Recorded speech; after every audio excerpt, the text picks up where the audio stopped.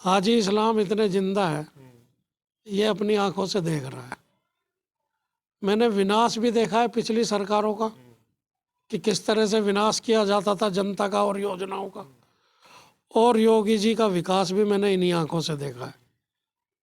जब तक एक एक खून की बूंद मेरे अंदर रहेगी तो मैं अपनी आंखों से ही विकास को और विनाश को। मैं भी मुस्लिम ही हूँ, और जितना सुकून मुझे इन 9 साल में मिला है उसका मैं बखान नहीं कर सकता।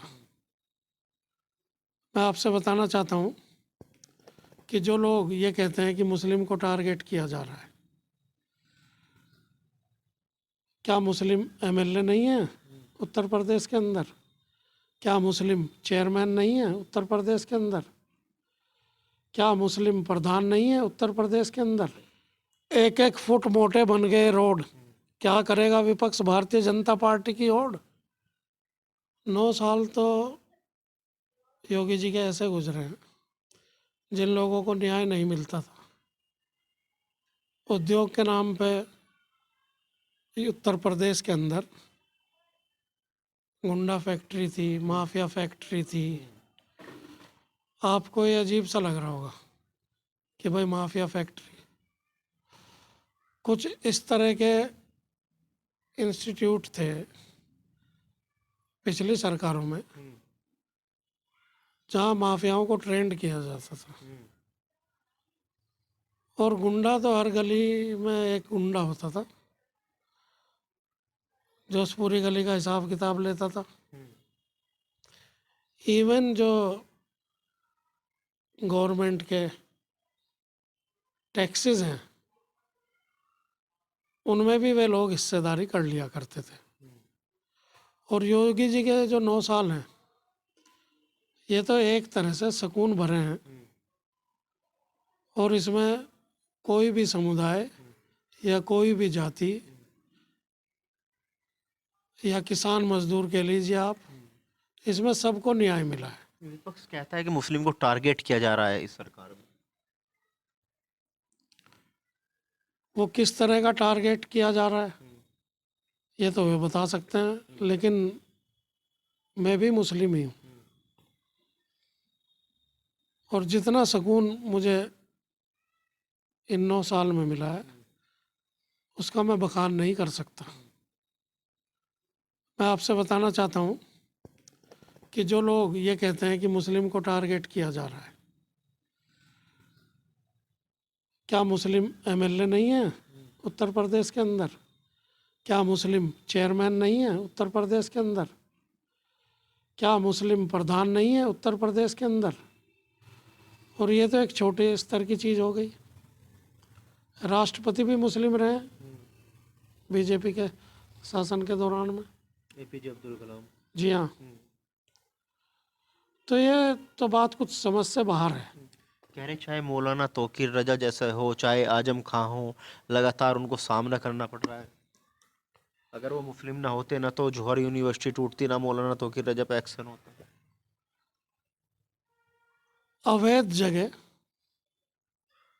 कोई भी इबादत गाह नहीं बन सकती, कोई भी इंस्टीट्यूट नहीं बन सकता। तो जो अवैध हैं, अवैध का तो बुलडोजर से अपने आप ही मेल हो जाता है। और जो वैध हैं, आप मुझे एक भी आदमी का मकान उत्तर प्रदेश के अंदर ये बता दें कि कोई वैध मकान बुलडोजर ने तोड़ा है। अच्छा हाजी जी, मुझे एक बात बताइए, आपने मायावती की भी सरकार देखी, अखिलेश जी की भी देखी, मुलायम सिंह जी की भी देखी, योगी जी की भी देख ली, तो इन तमाम सरकारों में अंतर क्या देखने को मिला आपको? देखिए, मैं आपसे बताना चाहता हूँ कि सिर्फ उत्तर प्रदेश में योगी जी को नहीं जानते। योगी जी उतने प्रोमिनेंट फिगर हैं जिनको हिंदुस्तान क्या पूरी वर्ल्ड में जाना जाता है। और योगी पैटर्न पर विदेशों की कई सरकारें काम कर रही हैं गुंडा एलिमेंट को कवर करने के लिए, माफिया एलिमेंट को कवर करने के लिए, और जनता को सुगम विकास देने के लिए। मैं नहीं जानता आप कहाँ से आए, लेकिन इतना ज़रूर जानता हूँ कि जहाँ से आप लोग आए हैं आपको रास्ते में गड्ढे नहीं मिले होंगे, आप सड़क पर आए होंगे।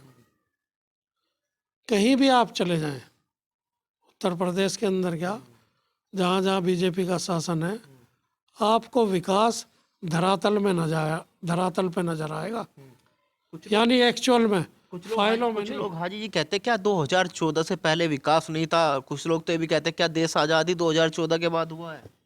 देखिए, विकास अगर वे कहते हैं, गड्ढों को विकास कहते हैं, जनता के हकों को हड़पने को विकास कहते हैं, माफियागिरी कायम करने को विकास कहते हैं, गुंडा एलिमेंट को बढ़ावा देने को विकास कहते हैं, तो हो सकता है उस दौर में हो। मैं तो खुद चेयरमैन भी रहा हूँ, मेरी जो मिसेज है वो भी चेयरपर्सन रही है। हम लोग भी सुरक्षित नहीं थे पिछली सरकारों में,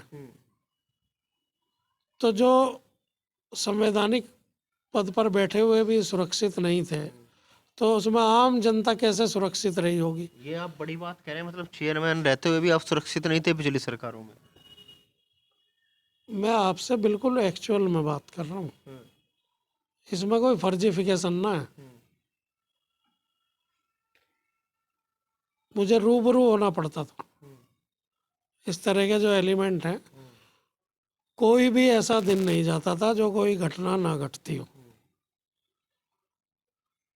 अगर उन सरकारों में किसी परिवार का कोई सदस्य बाहर किसी कार्य से चला जाए तो उसके वापस आने की कोई गारंटी नहीं थी।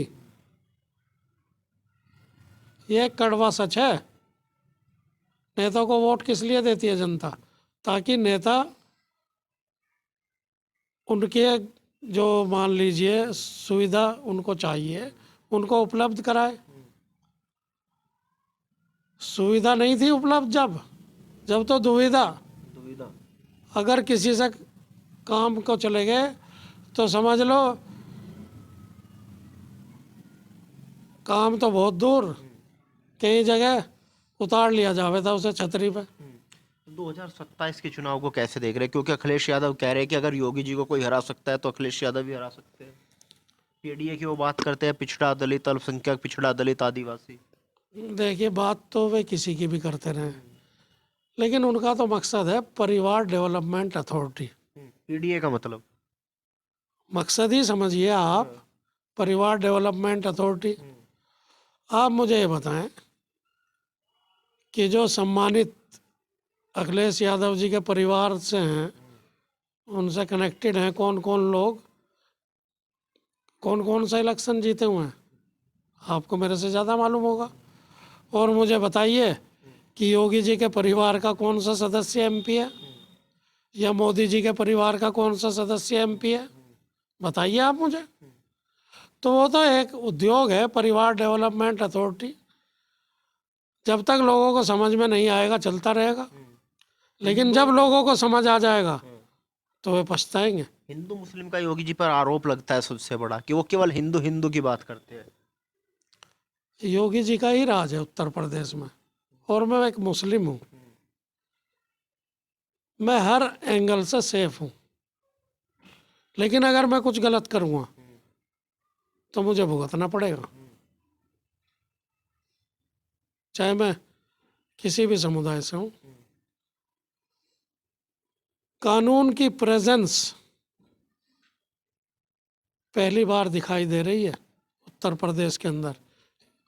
क्यों दिखाई दे रही है? क्योंकि योगी जी का राज है। मायावती जी का शासन लोग अच्छा बताते थे, कहते थे कि उनके राज में कानून व्यवस्था बढ़िया थी। यदि कानून व्यवस्था बढ़िया होती तो क्या जनता को उनसे लगाव नहीं था? बताइए आप। हम ये नहीं कहते कि बढ़िया थी या नहीं, चुनाव का जो रिजल्ट होता है वो बताता है कि बढ़िया थी या घटिया थी। अच्छा, एक बात बताइए मुझे, जिस क्षेत्र से आप आते हैं इस क्षेत्र में बदलाव क्या देखने को मिला आपको, जब से 2014 की बात करें या 2017 के बाद की बात करें? एक एक फुट मोटे बन गए रोड।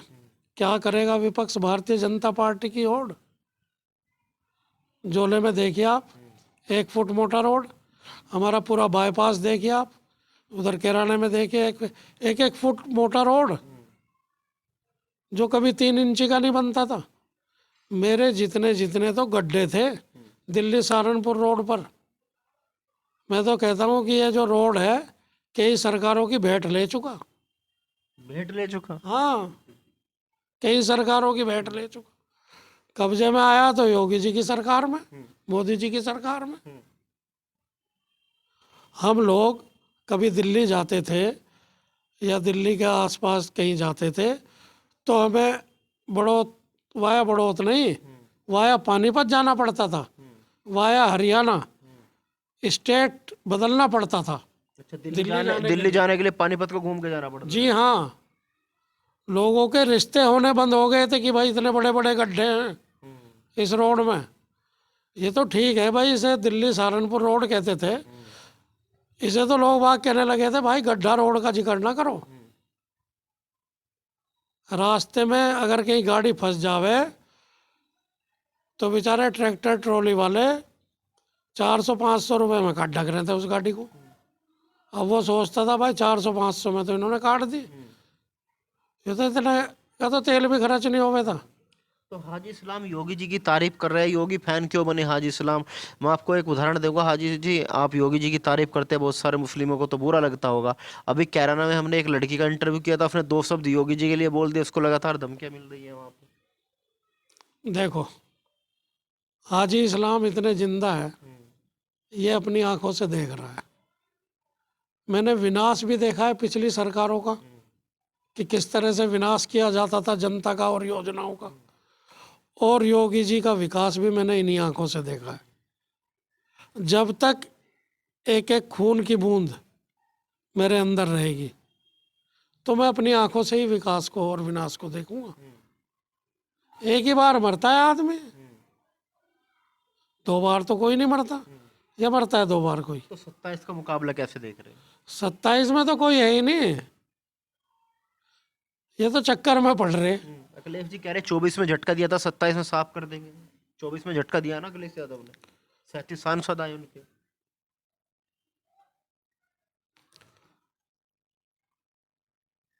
मैं आपसे एक बात बताना चाहता हूँ, ये लोग कहते हैं घपला हो रहा है, घपला हो रहा है, ये तो मशीनों पे कब्जा कर लेते हैं। तो उनके 37 सांसद कैसे आ गए जब बीजेपी वाले कब्जा कर लेते हैं? इसका जवाब पूछिएगा आप उनसे, उनके प्रवक्ताओं से। ईमानदारी अगर चुनाव की अभी हो रही, कभी हो रही है तो अब हो रही है। ईमानदारी से चुनाव होता है, ईमानदारी से चुनकर जाते हैं। पहले तो ठप्पा चलता था आसपास के गांव में, क्या था, ठप्पा एज इलेक्शन में ठप्पे के नाम से रेल चलक रही थी, बसें चलक रही थी। अच्छा, वोट ही पता नहीं लगे था गांव वालों को कि वोट डलती कैसे है। तभी तो बैलेट को याद करें, ये बैलेट को नहीं ठप्पा को याद करें। बैलेट लिया और मार दिया। वो कहते हैं कि अगर बैलेट पेपर से चुनाव हो तो योगी जी हार जाएंगे। बीजेपी क्यों नहीं चुनाव कराती बैलेट पेपर से? भाई बेईमानने से तो आप किसी को हरा लो और किसी को जिता लो, ईमानदारी से तो वो ही नेता जीतेगा जो विकास कराएगा। और सुनो, मुख्यमंत्री पहले भी हुए हैं, प्रधानमंत्री भी हुए हैं, उन्होंने देश पे राज किया है और प्रदेश पे राज किया है। लेकिन योगी और मोदी तो जनता के दिलों पे राज करते हैं,